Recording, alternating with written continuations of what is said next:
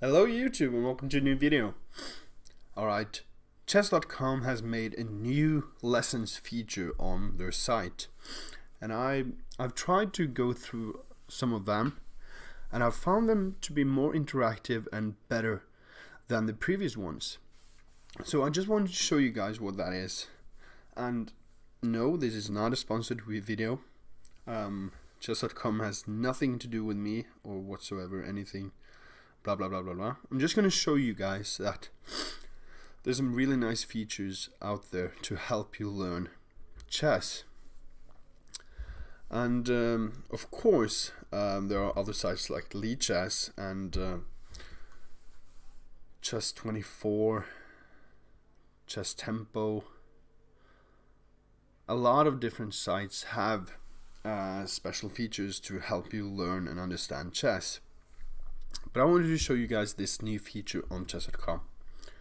So lessons is not a new feature in itself, but as you can see here, once you go to lessons here on the chess.com webpage, you get to these titles: new to chess, beginner, intermediate, and advanced.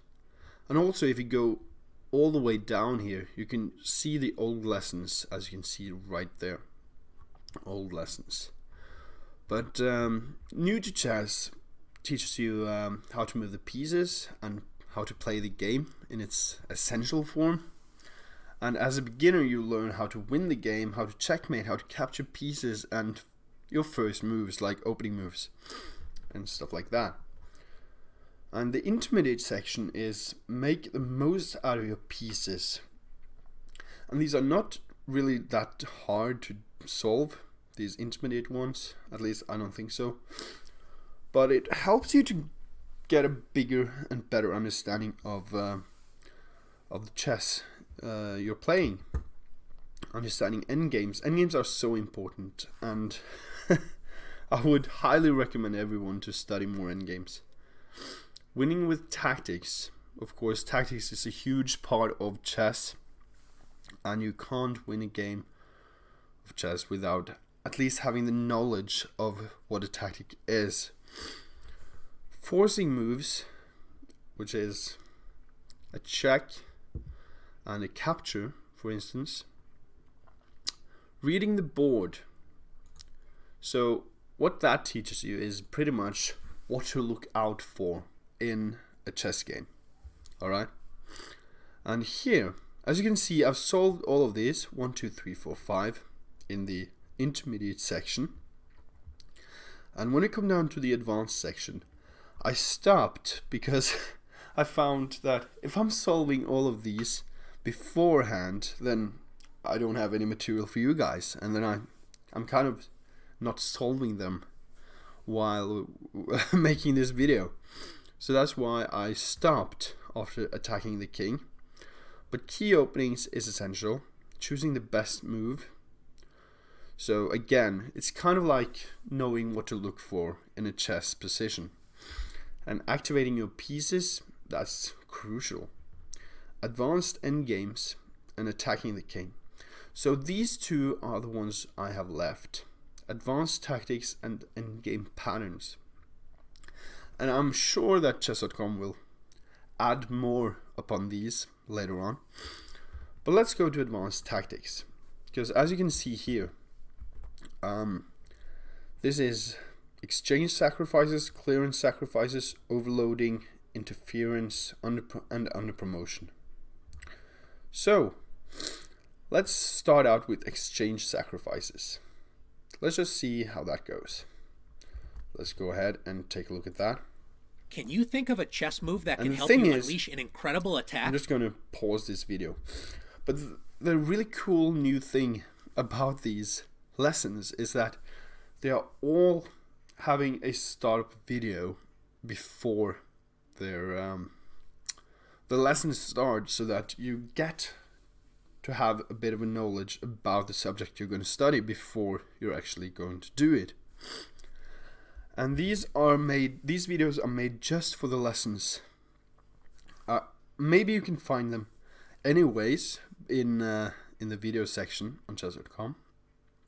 but I have never seen them before. So these are, I think, made exclusively just for these lessons. And down to the right, below the video and lessons text, as you can see right here, there's a start challenge button. You can't see that right now, but I'm going to read out what it says, and we're not going to focus on the video. That will take like 6.5 minutes. But sometimes your position is more important than material. Give now to get more later. So let's start the challenge. The really nice thing is that you get an introduction with a video, and I found that to be very, very nice. So we're black, and in this struggle for the center, can you find a powerful move for black that creates a strong attack? And of course, since we already know that this is exchange sacrifices, we can already notice that there isn't much else to look at than a rook sacrifice on f3.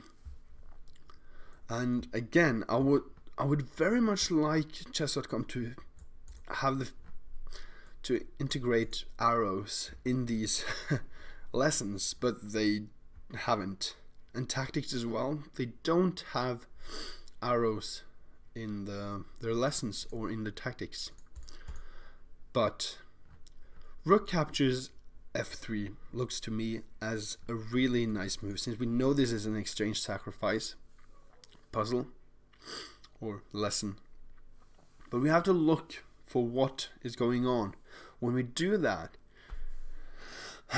So after rook captures f3, pawn captures f3 is the most likely response, and then we can capture again on f3.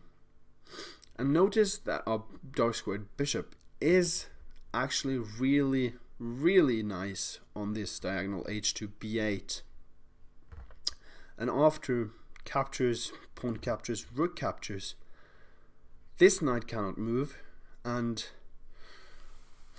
let's say that he plays king to g2. What can we play then? So that's the question we have to ask ourselves, because then he is attacking our rook, and where do we put our rook? So rook captures f3, pawn captures f3, rook captures f3, king g2, and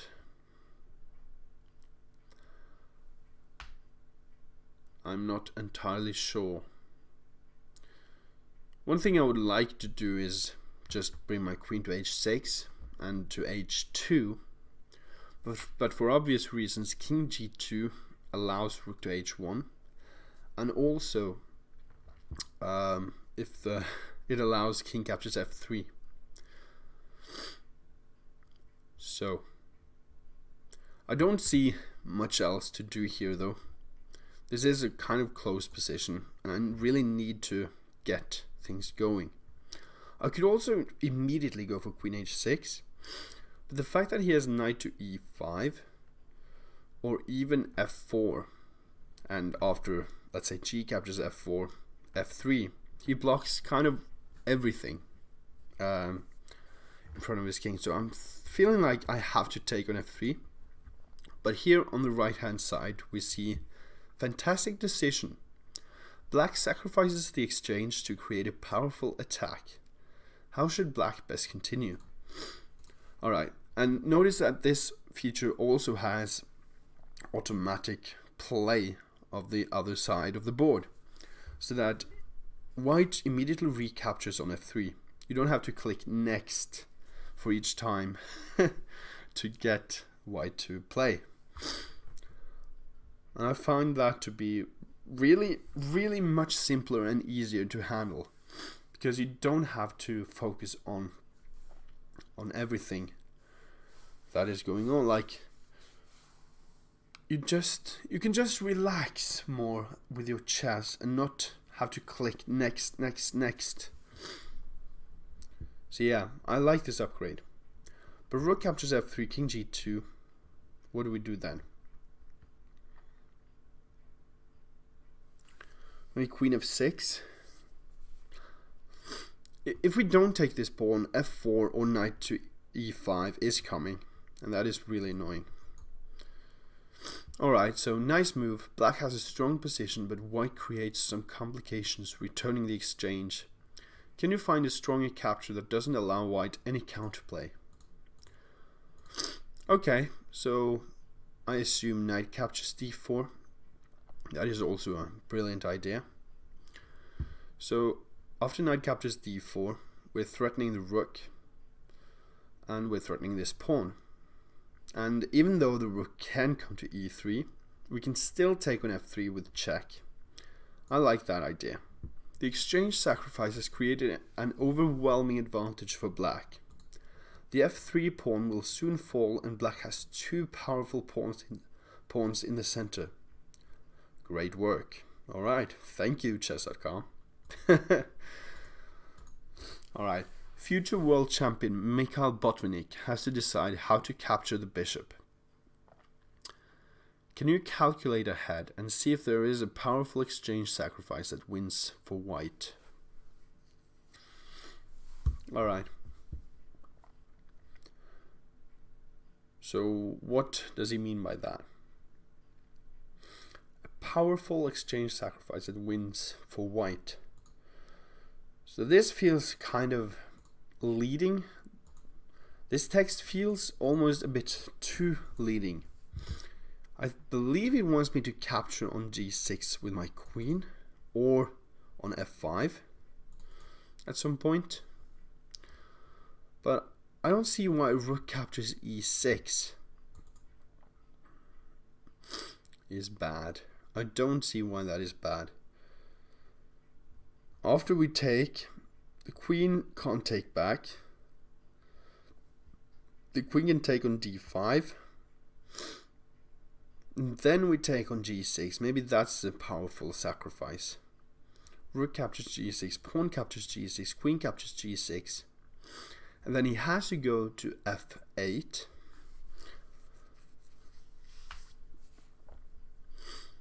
And then what?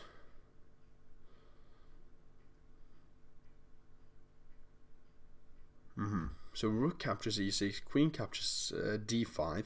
Rook captures g6, pawn captures g6, queen captures g6, king f8. And we do have queen to g7 check, also bishop g7, but queen g7 check, king to, let's say, e8, and now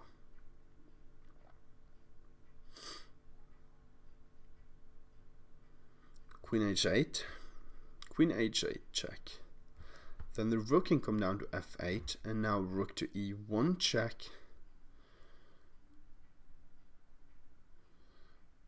Then the king could come up to f7, but I don't think that's a good idea. Then we have queen to g7 check.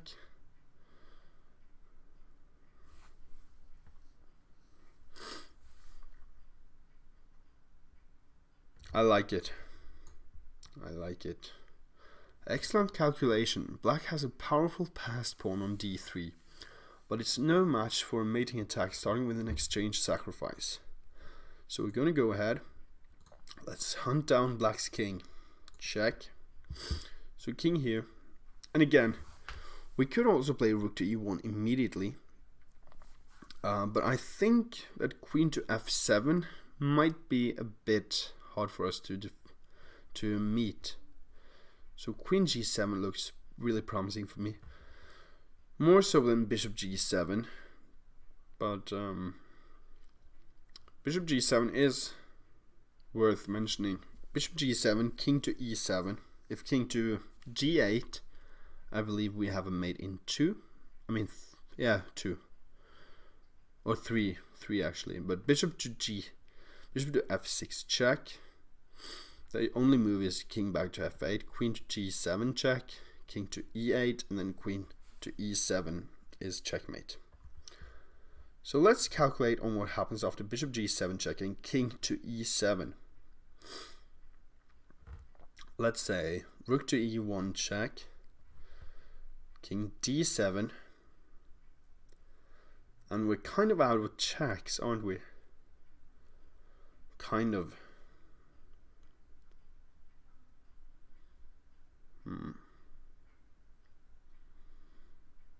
Okay. So rook e1 immediately, but then queen f7, as I said, yeah. That's a bummer. So let's give a check. Great decision. Black's king is forced to the open e file. How do we, I guess they want me to say, do we bring another piece into the attack?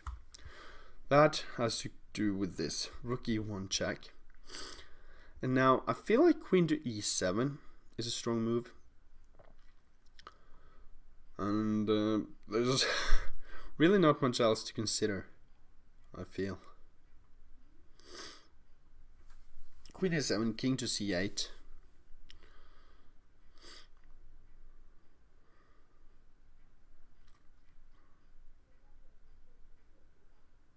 Could also play bishop to f6.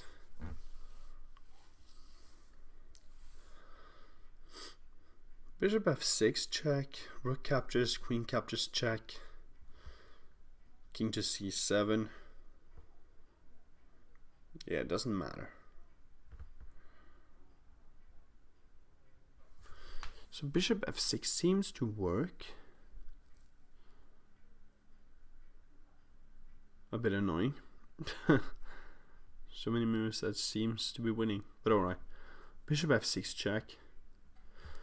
Rook captures, queen captures, king c7.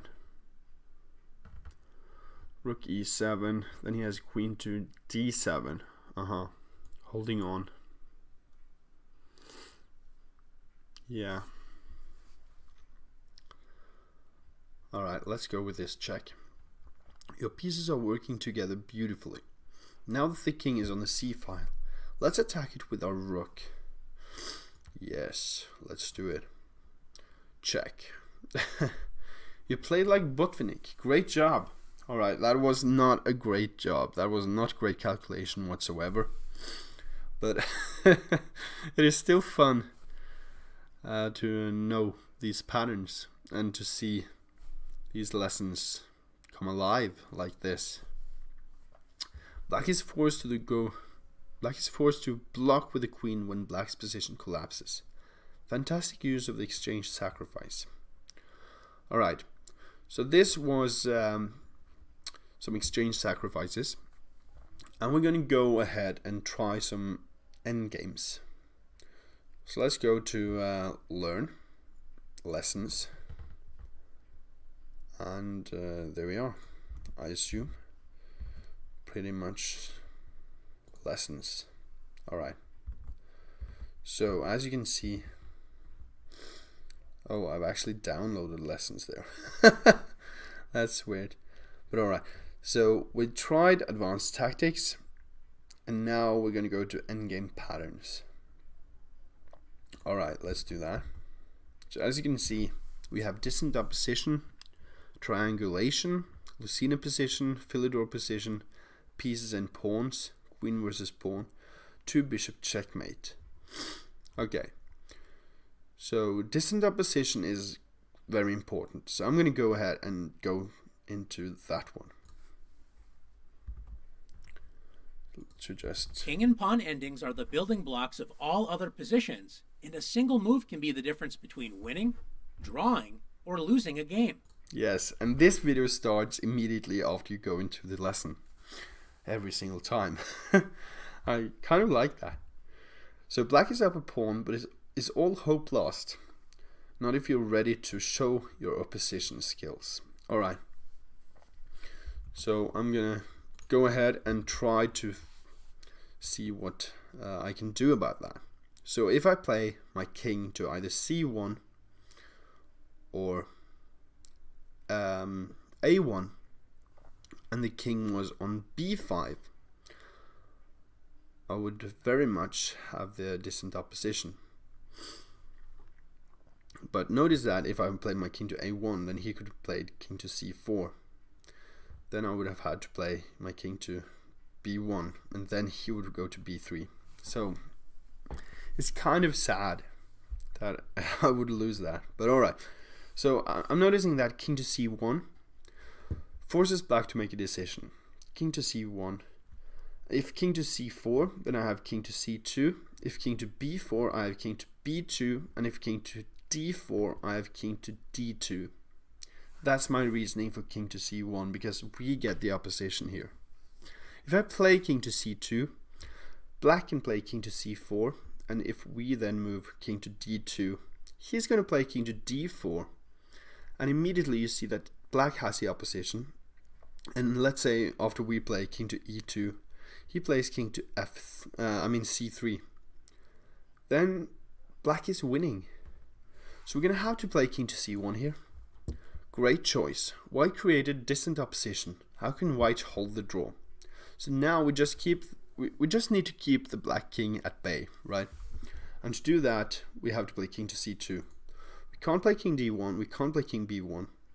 Either way, he will block and get the, not block, but get the opposition. So white takes opposition. Black tries to get 2 ranks in front of the pawn with king e3 on the next turn. But how can you stop this plan? So we're going to play king to d2. White maintains opposition, preventing black from moving 2 ranks in front of the pawn. So white holds the draw. Alright, so this is a typical example of king and pawn endgames. Just have to know the opposition and how to step with your king. Let's go to the next challenge or lesson. I like that it says challenges here. Challenge 2 of 5, but it is lessons. It is a challenge within a lesson, so to speak. Now it's white to move, so black has distant opposition. Once again, keep fighting and don't give up. Find the one move that draws for white. Okay. So since black king is in front of, since the black king is to the side of black's pawn, he needs to step forward in front of that pawn. So if we play king to d2, he's going to play king to d4, and again he's in opposition. King c2, then he plays king c4, etc, etc. And king b1 loses to king to d4, king to e3. But king to d1 actually gives us the opposition, because this pawn is in the way for the king. Because if it was black to move here, he would rather play king to d5, so that he has the distant opposition. But since that square isn't available for him, he has to go to this diagonally square in front of him, d4. And then we play king to d2. So let's go. King to d1. Black's pawn prevents black from keeping distant opposition, as I said. Yeah, as I said. So now white can grab direct opposition and draw. Play the move. So king to c2, only move. White takes direct opposition and should draw with careful play. How can you maintain direct opposition? King to d2. Alright, so here, this should be an easy draw if you guys know king and pawn in games. So does white need to play king to b4 and gain distant opposition to win, or is there a simpler move to play? Alright, so what is going on here? Do we have to play our king to b4? Is that necessary? I think we can play b4 immediately and then bring our king to b5. But we have to calculate that just a tiny bit. So b4, let's say king to a8. Then we can play king to b5, then he plays king to b7. And then notice that we don't have any more pawn moves, and we're kind of toast. So what we would like to do instead is play king to b5, and if black tries king to a7, then we play king to a5, and if he plays king to b7 immediately after we play king to b5, then we push the pawn. Okay, then we push the pawn so that black is in Zugzwang. He has to move his king, so we gain the opposition here. Usually allowing your opponent a position is a careless mistake, but how can white regain the opposition? With a tempo move. Tempo moves are so important in king and pawn endgames. As long as white can push the pawn forward, opposition does not matter. Great work. Alright, thank you. Thank you, chess.com. Alright, in this complicated example, white only has one move that can draw. Are you up for the challenge? Yes, I am. Okay. This looks really scary for white. But I think we can try to get the distant opposition here with king to g1. King to g1 looks promising. So if the king goes to d1, then we play king to f1. And if the king goes to d2, we play king to f2.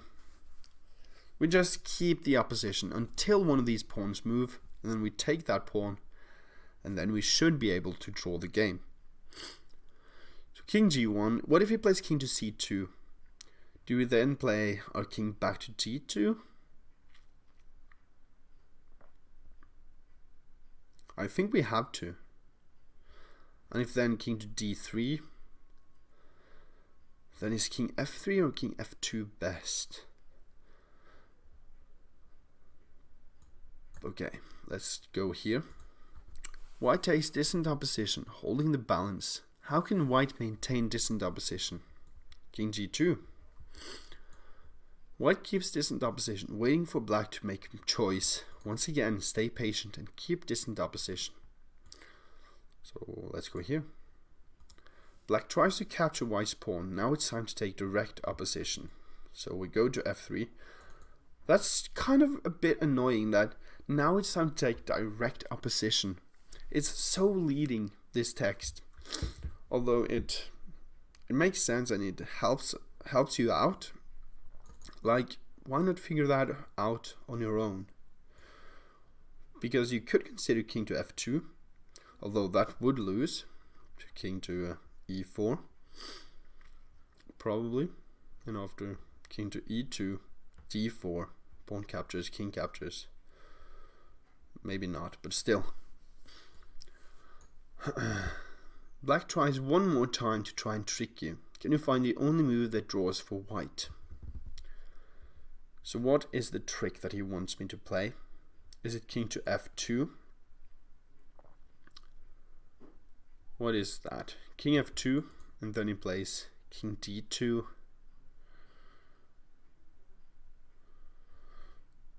Why can't I play king to e2? King e2 looks good. So this was not leading whatsoever, this last one. The only move that draws for white. So king f4, he wants me to go after the pawns, probably. But king f4, then I think he can play king to d3. And after we take that pawn, he takes our pawn, and then he gets this pawn on the d file rolling down the board. So let's not do that. King e2 looks good. Then he has king to c3. And after king to c3, we should probably play... yeah. No, we can't do that. Okay, so we have to play king to g2 again. Yeah, that is the thing. King g2, get the distant opposition once again. I believe that's it. Because otherwise, if we play king to e2 or king f2, he gets the opposition eventually. Yeah. He showed great patience to hold the draw. Impressive job. Okay. So let's do one final challenge here on this endgame. And let's see what happens. Okay, finally, let's show off our opposition skills by exchanging queens and proving we know our endgame knowledge. Okay. So it wants me to exchange queens. Let's do it. So king c1, as we said before, king d2, king e2, and that's it. And once you're done with a lesson, you get this great job up, and you get crowns for which or how many mistakes you made. But I think these lessons don't have the rating that the previous lessons did have. And you can find the previous lessons as well. So there's a lot of lessons, not only these interactive ones, but I found these interactive lessons to be very, very entertaining, because you don't have to click next, next, next on every single move. And the text just keeps showing up, goes down, and after each move you get a text telling you what to look for, or just something about the position, or just great job. So yeah, this is really, really, really nice. Maybe I should have gone for another really there, but still, I feel like this is great stuff from chess.com, and I hope they make more of their lessons this way in the future. Alright, thank you for watching, and subscribe to my YouTube channel, as well as follow me on Twitch. Get to my Discord channel if you know how to do that, and as always, feel free to send me a message for what I can do next. If you have a game you want me to review or anything like that, send them to me. We can try to do something about that. Bye.